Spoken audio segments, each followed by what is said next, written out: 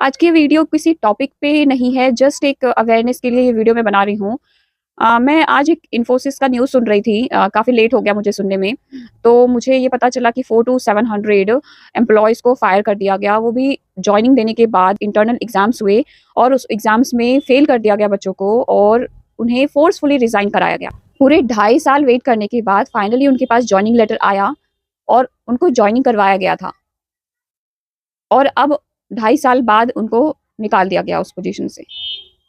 बहुत बुरा लगता है ये सब जानकर कि भाई तुम इतने टाइम से किसी एक चीज़ पे डिपेंडेंट हो जाते हो।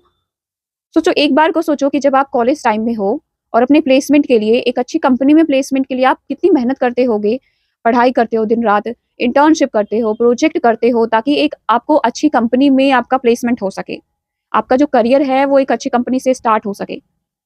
तो लास्ट सेमेस्टर में आने के बाद आपका रिज्यूमे सेलेक्ट होता है, आप एक एग्ज़ाम प्रोसेस से गुजरते हो, एक एग्ज़ाम्स को दे के इंटरव्यू में बैठ के सारे स्टेप्स को क्लियर करते जाते हो, आपके पास ऑफर लेटर फिर आता है हाथ में, ठीक है?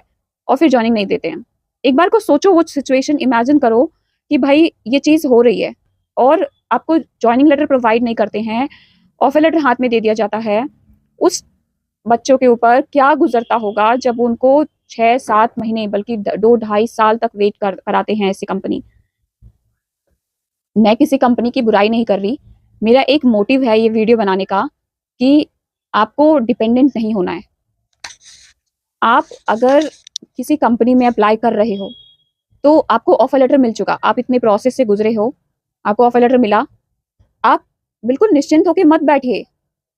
आपको ट्राई करते रहना है और भी कंपनी में, जब तक आपकी जॉइनिंग नहीं हो जाती, जब तक आपका ट्रेनिंग पीरियड कंप्लीट नहीं हो जाता है, प्रोजेक्ट नहीं मिल जाता है, आपको निश्चिंत नहीं बैठना है। क्योंकि मैंने बहुत सारे लोगों को देखा है कि एक बार ऑफर लेटर हाथ में आ जाता है, फिर वो बैठ जाते हैं कि भैया अब तो हो गया, अब तो हमारी चीज़ें सेटल हो गई है, अब हम कंपनी में एंटर कर चुके हैं और अब हमें कुछ भी नहीं करना, जस्ट एन्जॉय करो और सैलरी उठाओ। ऐसा नहीं करना है आपको, ठीक है? क्योंकि आपका फ्रेशर वाला पीरियड है, आपका करियर बिल्कुल स्टार्टिंग पे है, आपको पूरे टाइम मेहनत करना पड़ेगा।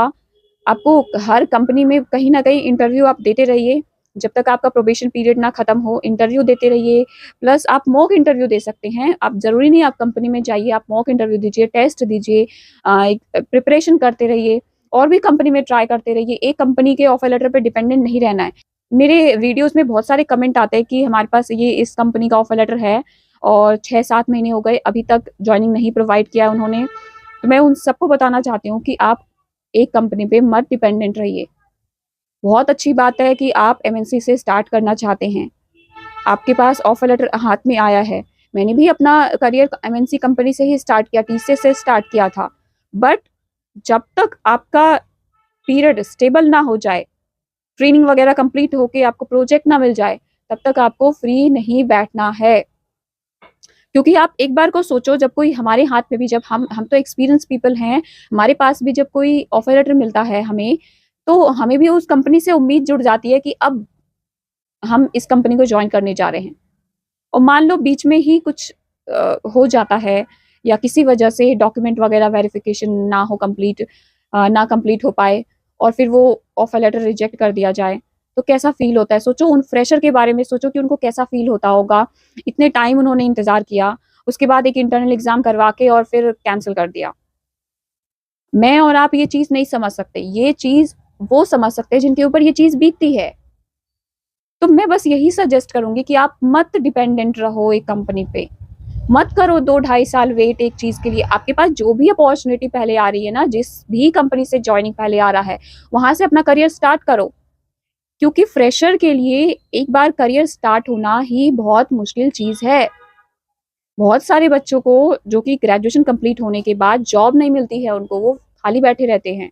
उनका गैप पीरियड आ जाता है और वो गैप की वजह से फिर उनको, जब वो करियर स्टार्ट करने के लिए जब वो इंटरव्यू देने जाते हैं, उनको बहुत सारे क्वेश्चंस का जवाब देना पड़ता है। तो आपके पास अगर किसी भी कंपनी से अपॉर्च्युनिटी मिल रही है, तो वो स्टार्ट करो। मत बैठो कि हाँ, आपके पास इन्फोसिस का ऑफर लेटर है, तो मैं वो छोड़ दूँ। नहीं, जो चीज़ पहले है, उसको ग्रैब करना है।